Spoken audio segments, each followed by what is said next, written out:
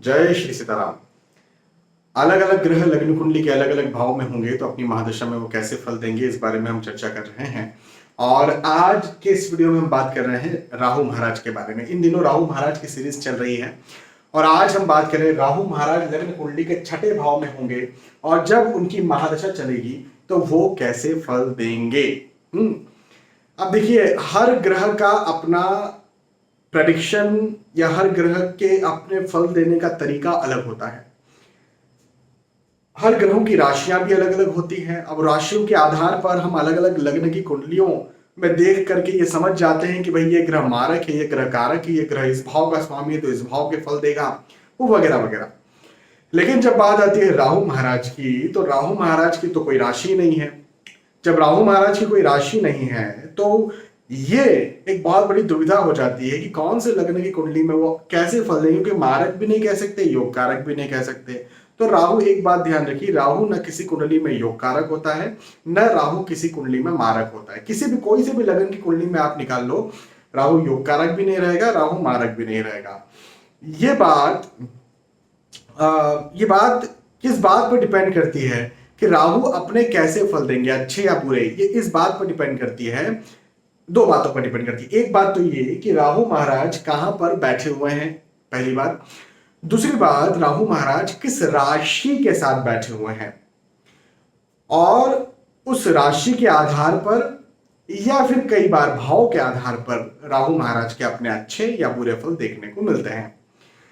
आगे जाने से पहले मैं आपको एक बात यहां पर बता दूं कि यदि आप ज्योतिष सीखना चाहते हैं, अपनी कुंडली खुद पढ़ना सीखना चाहते हैं, तो VS एस्ट्रोलॉजी यूट्यूब चैनल की playlist astrology lesson in Hindi में जाकर के आप कतारबद्ध तरीके से एक के बाद एक ऐसे वीडियोस देख सकते हैं, सीख सकते हैं, समझ सकते हैं। और यदि उन वीडियोस से आप सीख लिए तो आप एक बेसिक एस्ट्रोलॉजर बन सकते हैं। इस बात का मैं आपको दावा करता हूं, और वो मुफ्त में। हाँ, वहां पर देखने की कोई फीस तो है नहीं। चलिए, तो वापस आज के टॉपिक पर आते हैं। तो मैं पहले भाव से लेकर के पांचवें भाव तक मैंने आपको बता दिया है कि राहु को कैसे फल मिलते हैं, और अलग अलग राशियों के आधार पर मैंने समझाया है कि अलग अलग राशियों के आधार पर राहु महाराज अपने अलग अलग फल देते हैं, कैसे सब शर्तें, सब सारी चीजें मैंने बताई हैं। आपने वो वीडियोस नहीं देखे तो देख लीजिएगा। जब बात आती है छठे स्थान की, तो अब पता है क्या होता है, एक भ्रांति क्या फैली हुई है। एक भ्रांति यह फैली हुई है कि राहु महाराज छठे स्थान में अपने बहुत अच्छे फल देंगे, या कोई पापी ग्रह है वो छठे स्थान पे अपने बहुत अच्छे फल देगा। राहु महाराज को एक पापी ग्रह माना जाता है, तो पापी ग्रह छठे स्थान पर बहुत अच्छे फल देगा। लेकिन जब मेरे पास कुंडलियां आती हैं, भाई देखो, एक तो हो गई किताबी नॉलेज, किताब में कुछ लिखा हुआ था वो आपने पढ़ लिया, है ना, या किसी का वीडियो आपने देखना था, वो वीडियो में उन्होंने बताया कि भाई राहु महाराज छठे स्थान पे अपने अच्छे फल देंगे, आपने सुन लिया, अब आपने उन पर विश्वास कर लिया। एक तो ये बात हुई, और एक ये बात हुई कि आपने ढेरों सारी ऐसी कुंडलियां देखी जिसमें ढेरों सारे लोगों के छठे स्थान पर राहु थे और उन्हें राहु की महादशा चल रही थी, और फिर उन्हें अच्छे फल या बुरे फल क्या मिल रहे थे ये आपने जाना। एक तो था आपने सुना या पढ़ा, और एक तो था आपने जाना, है ना, प्रैक्टिकली जाना।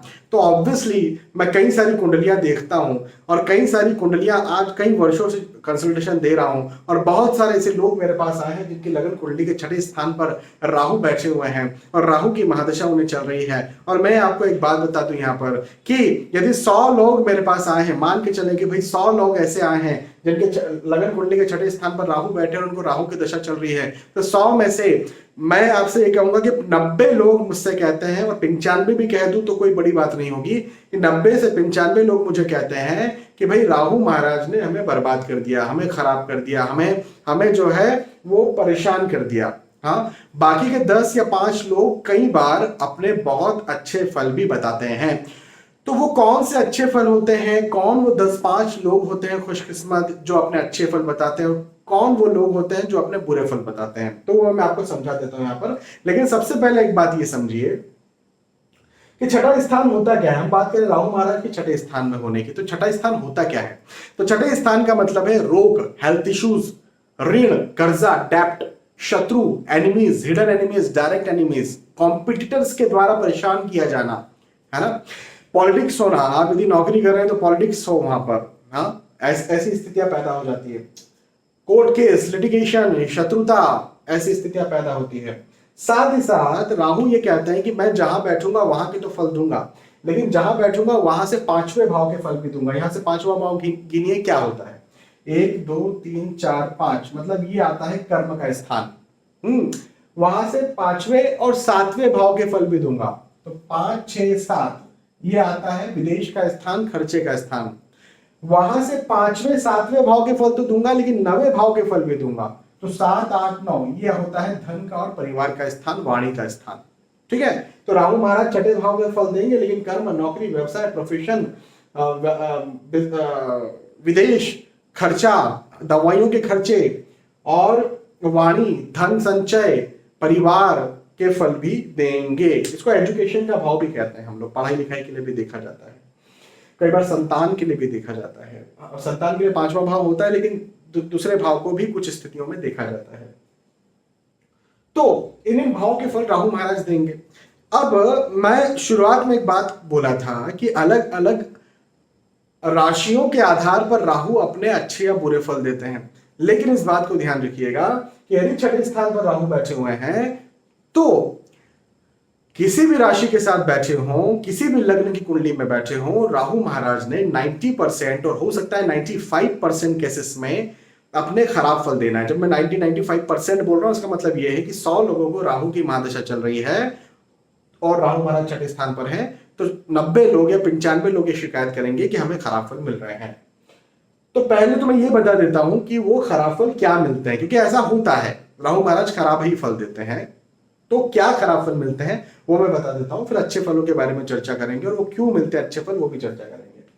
तो खराब ये होता है कि राहु की दशा जब भी चलेगी, कोर्ट केस, लिटिगेशंस, कर्जे की स्थिति, खर्चे की स्थिति, पैसा न रुकना, डायलेमा, कंफ्यूजन, दुविधा, भ्रम होना, पेट के निचले हिस्से या कमर की समस्याओं का पैदा हो जाना, ये बना रहता है। कई बार ऐसी संगति हो जाती है कि इंसान खुद का ही शत्रु हो जाता है, और कई बार तो ये होता है कि उसके शत्रु उसे बहुत ज्यादा परेशान करते हैं, कॉम्पिटिटर्स परेशान करते हैं, और पॉलिटिक्स, कॉर्पोरेट पॉलिटिक्स जो होती है वो भी ऐसे व्यक्ति के साथ ज्यादा होती है। बिजनेस यदि कर लिया ना तो बिजनेस तो घाटा ही जाएगा, मैं आपको लिख कर देता हूं।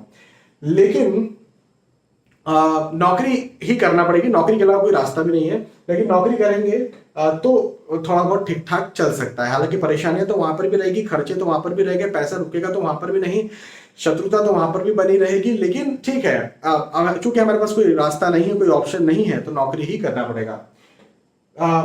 ये जरूर हो सकता है कि राहु विदेश भ्रमण भी करवाए बार बार, या फिर यात्राएं ज्यादा करवाए, या फिर विदेश में सेटल भी कर दे। राहु एक ऐसे ग्रह हैं जो विदेश सेटल करने के लिए बहुत सहायक ग्रह है। धन संचित नहीं होगा, सेविंग्स नहीं होगी, परिवार में कहीं ना कहीं मतभेद, आर्ग्यूमेंट चलते रहेंगे, और व्यक्ति की वाणी जो है ना, कई बार ये होता है कि मुझे ऐसे लोग शिकायत करते हैं, सर हम किसी से भी कुछ अच्छा भी बोलते हैं ना तो वो हमारी बातों को गलत ही ले लेता है। तो ऐसी स्थितियां कई बार पैदा हो जाती हैं। ठीक है, तो मैंने क्या बोला, 90 से 95 लोग, 100 में से 90-95 लोगों को ये खराब जो मैंने नेगेटिव समस्याएं कही हैं राहु की महादशा में आती है यदि राहु छठे स्थान पर है। लेकिन अब आते हैं इस बात पर कि भाई मैंने ये भी तो कहा कि 5 से 10% ऐसे भाग्यशाली लोग होते हैं जो अपने जीवन में बहुत उन्नति करते हैं और बहुत आगे बढ़ते हैं। तो वो लोग कौन है? तो वो लोग राहु महाराज की वजह से आगे नहीं बढ़ते। पहले तो आप ये बात समझ जाइए, ये बात जान लीजिए, वो लोग आगे बढ़ते हैं अपने भाग्योदय की वजह से। हाँ, वो कैसे? तो ठीक है, राहु की दशा चल रही है, राहु छठे स्थान पर बैठे हैं, लेकिन मान लेते हैं कि यहां पर 3 नंबर लिखा हुआ है, यहां पर 1 नंबर लिखा हुआ है। उदाहरण के तौर पर ऐसे ही मैंने रैंडमली कुछ भी लिख दिया, 1 2 3 ऐसे ये नंबर लिखा हुआ है। अब ये भाव कौन सा है? ये पत्नी पति का भाव है, ये संतान, प्रथम संतान का भाव है ना।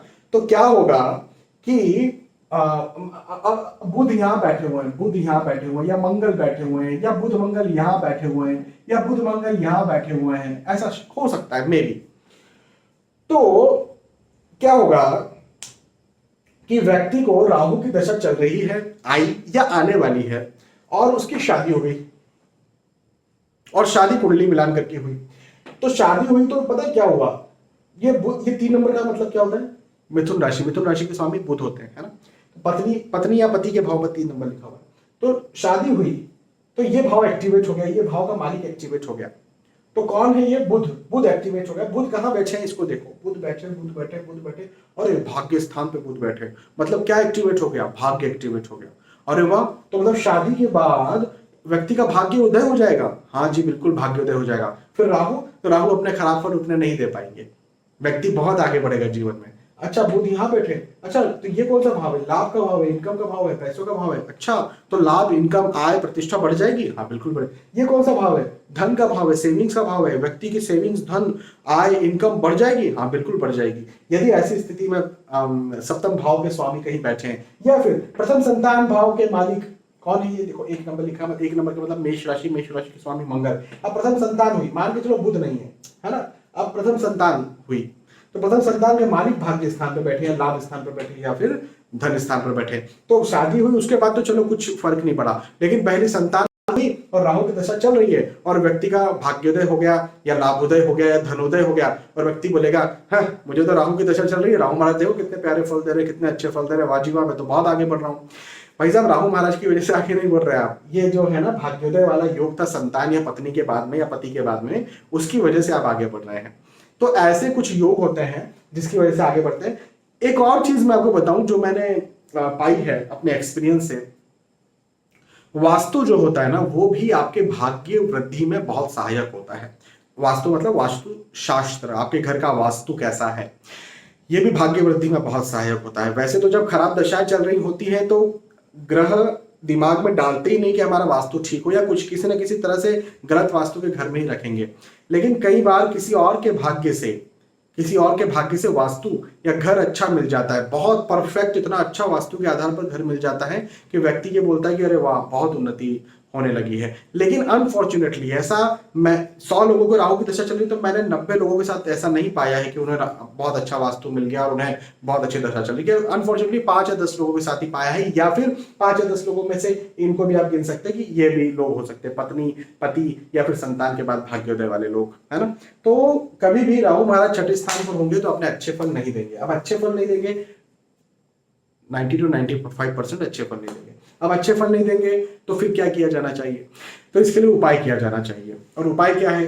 तो उपाय ये है कि आपको जाना है VS एस्ट्रोलॉजी यूट्यूब चैनल की प्लेलिस्ट, सभी ग्रहों के सटीक उपाय, वहां पर जाकर के आप क्या करिए कि राहु का वीडियो देख लीजिए। राहु के वीडियो में जैसा जैसा मैंने बताया है वैसा वैसा कर लीजिए। राहु के जो खराब फल आपको मिल रहे हैं उन खराब फलों में कहीं ना कहीं राहु महाराज की कृपा रही तो कमी जरूर से आपको देखने को मिल जाएगी। ठीक है, बहुत बहुत धन्यवाद। फिर मिलते हैं आने वाले वीडियोज और एपिसोड्स में। तब तक के लिए आज के इस वीडियो में आपसे विदा चाहता हूं। जय श्री सीताराम।